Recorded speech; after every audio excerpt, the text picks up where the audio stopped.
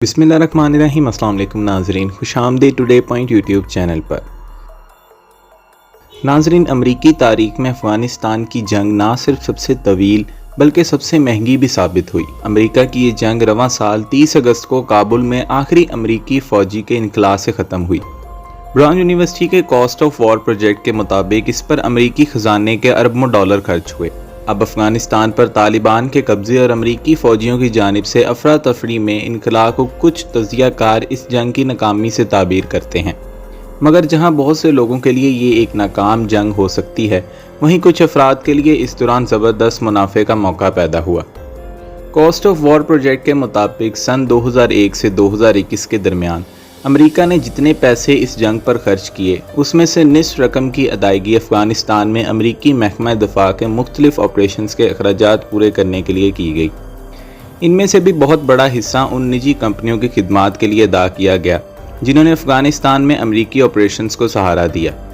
University of California میں Kennedy school of government کے professor Linda بلمز کہتی ہیں کہ اس جگہ میں امریکی افواج کے لیے فوجی اور وسائل بہت کم تھے۔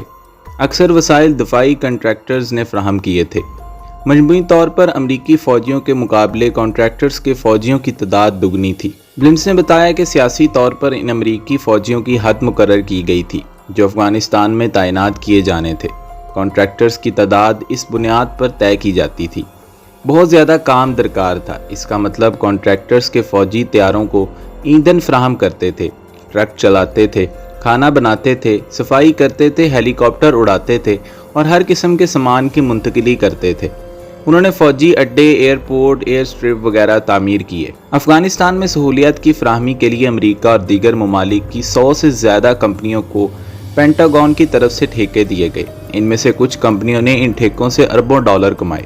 کون سی کمپنیوں نے سب سے زیادہ فائدہ اٹھایا، اس حوالے سے سرکاری معلومات دستیاب نہیں، مگر ہاسٹن یونیورسٹی میں کاسٹ آف وار پروجیکٹ کا حصہ 20 سالہ جنگ منصوبے کی ڈائریکٹر پروفیسر ہیدی پیلٹر نے اپنے غیر شائع تخمینے فراہم کیے ہیں۔ یہ معلومات امریکی حکومت کی ویب سائٹ usaspending.com سے حاصل کی گئی ہے۔ اس ویب سائٹ کو امریکہ میں 2008 کے مالی بحران کے بعد تشکیل دیا گیا تھا اور اس میں امریکی حکومت کے اخراجات سے متعلق معلومات دی جاتی ہیں۔ پیلٹر نے کہا کہ یہ اعداد و شمار 2008 سے 2021 کے ہیں۔ یہ ممکن ہے کہ کچھ ٹھیکے 2008 سے پہلے بھی دیے گئے ہوں گے۔ اگر ہمارے پاس 2001 سے 2008 کی معلومات بھی ہوں تو اصل تخمینہ اس سے زیادہ ہو سکتا ہے۔ ان اعداد و شمار کے مطابق افغانستان میں سر فہرست 3 امریکی کمپنیاں ڈنکارپ، فلور اور KBR تھیں جنہیں امریکہ کی حکومت نے سب سے بڑے ٹھیکے دیے۔ ان کمپنیوں کو logistic augmentation program for civilian personnel کے تحت ٹھیکے دیے گئے۔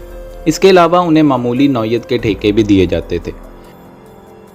پیلٹر نے کہا کہ عام طور پر ٹھیکے 1 سال سے زیادہ عرصے کے لیے دیے جاتے ہیں تاکہ مختلف سروسز حاصل کی جا سکیں، جیسے لاجسٹکس، مینجمنٹ، ٹرانسپورٹ، سپورٹ، سامان کی مرمت، طیارے وغیرہ۔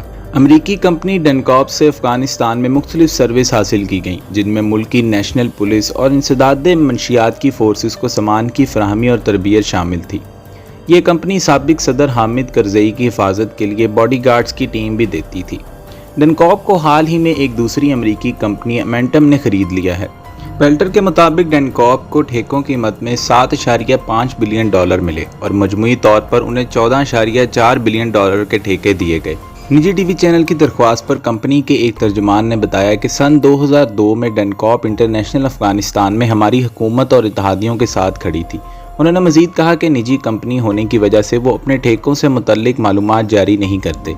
ٹیکساس میں قائم کمپنی فلور کو جنوبی افغانستان میں امریکی فوجی اڈے تعمیر کرنے کے ٹھیکے دیے گئے تھے۔ دوسری طرف امریکی کمپنی KBR کو امریکی فوج کی حمایت کے لیے انجینئرنگ اور لاجسٹکس کا کام سونپا گیا تھا۔ انہیں رہائش، کھانے اور بنیادی ضروریات کی ذمہ داری دی گئی تھی۔ تو ناظرین، اسی طرح امریکہ کی افغانستان میں ہونے والی جنگ پر کافی کمپنیوں نے ڈھیر سارا منافع کمایا۔ تو ناظرین، یہ تھی ہماری آج کی ویڈیو۔ ایسی مزید ویڈیوز دیکھنے کے لیے ٹوڈے پوائنٹ یوٹیوب چینل کو سبسکرائب کریں اور بیل کے بٹن کو دبانا مت بھولیے۔ بہت شکریہ، اللہ حافظ۔